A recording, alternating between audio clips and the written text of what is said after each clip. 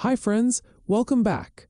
Today we are talking about money again, but in a very different way than most money books.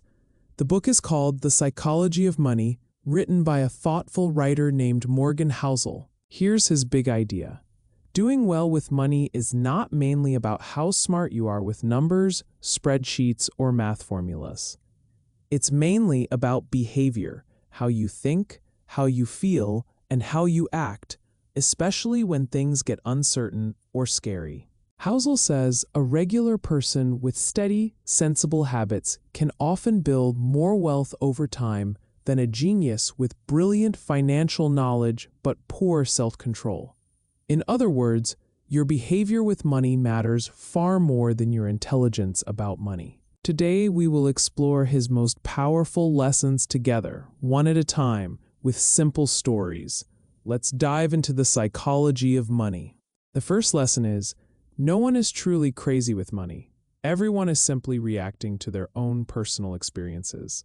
Housel explains that every single person makes money decisions based on their own unique life story, the specific time period they grew up in, the country they were raised in, and the ups and downs their own family went through.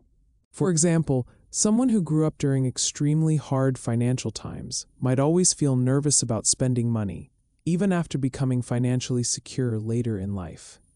Meanwhile, someone who grew up during easy, comfortable times might spend much more freely without the same worry. Neither person is wrong or crazy. They are simply carrying forward the lessons their own personal storm clouds or sunny skies taught them. This is why two smart, reasonable people can look at the exact same money decision and reach two completely different conclusions. The second lesson is, luck and risk play a much bigger role in financial success than most people admit. Housel points out that some of the most successful people in the world got a little lucky along the way, being born in the right place at the right time or catching a lucky break outside their control. Meanwhile, some very hard-working, smart people made one risky decision that simply didn't work out, through no real fault of their own. This doesn't mean hard work and good decisions don't matter. They absolutely do. But Housel warns us to be careful before assuming that every successful person is purely a genius or that every unsuccessful person made only bad choices. Luck and risk are invisible ingredients mixed into almost every financial story. So Housel suggests being humble about your own successes and a little more understanding toward other people's failures, because luck and risk are quietly at play in both directions. The third lesson is, knowing when you have enough is one of the most important money skills of all. Housel shares stories of people who already had enormous amounts of money, yet still took big, risky gambles trying to get even more, sometimes losing everything they had already built, simply because they couldn't recognize the point of enough. He explains that the goalposts of enough can quietly keep moving further away as we compare ourselves to people who have even more than us. If we're not careful, this constant comparing can leave us feeling like we never truly have enough, no matter how much we actually gain. Housel's advice is simple but powerful. Decide clearly what enough looks like for your own life and hold on to that definition firmly, especially when tempted to take a big risk chasing something you don't truly need. The fourth lesson is, small amounts of money given enough time can grow into something enormous through the quiet power of compounding.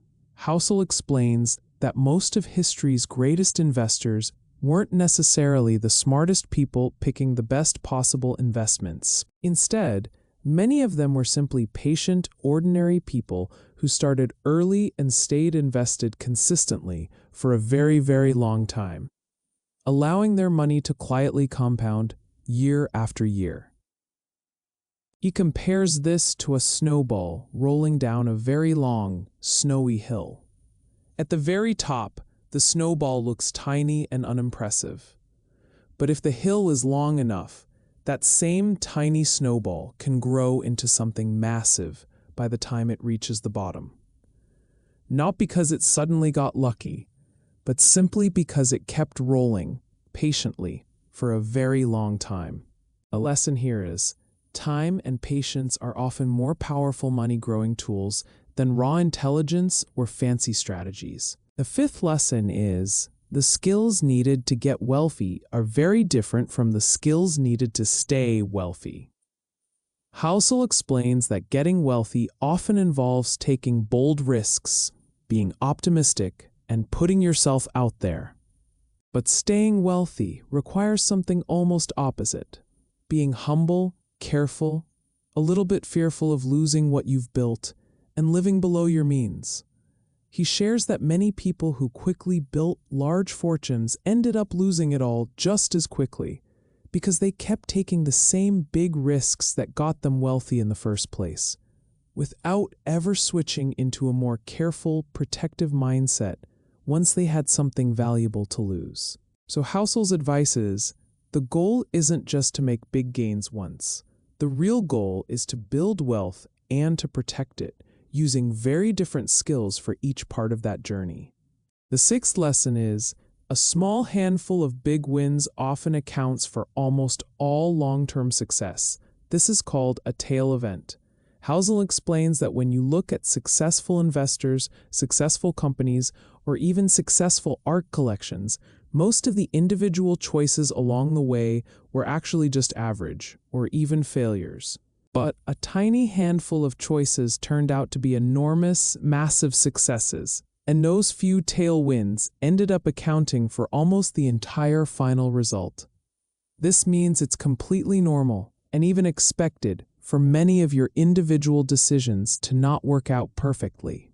What truly matters is staying in the game long enough and making enough attempts so that if one of your choices does become a massive tail success, you're still there to benefit from it.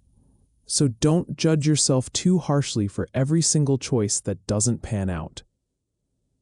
Even the most successful people and companies had plenty of failures mixed in. They just stayed in the game long enough for their big wins to eventually show up. The seventh lesson is, the greatest value money can give you isn't fancy things, it's control over your own time. Housel explains that having savings and financial security gives you something priceless: the ability to wake up and control your own schedule, wait patiently for the right opportunities, walk away from situations that make you unhappy. You can make choices based on what truly matters to you instead of being forced into decisions purely because you desperately need the money. He calls this ability to control your own time and choices one of the highest, most valuable returns that money can ever provide, even more valuable in many ways than buying luxury items. So true wealth isn't only about how big your bank account is, it's about how much freedom and control you have gained over your own time and your own daily life. The eighth lesson is, when we buy expensive things hoping others will admire us, we often forget that people are usually just imagining themselves with those same things, not actually admiring us. Housel calls this funny idea the man in the car paradox. When someone drives past in an impressive, expensive car, most onlookers aren't really thinking, "Wow, what an impressive person is driving that car." Instead, they're usually thinking, "Wow, I would look so cool driving a car like that," barely paying attention to the actual driver at all.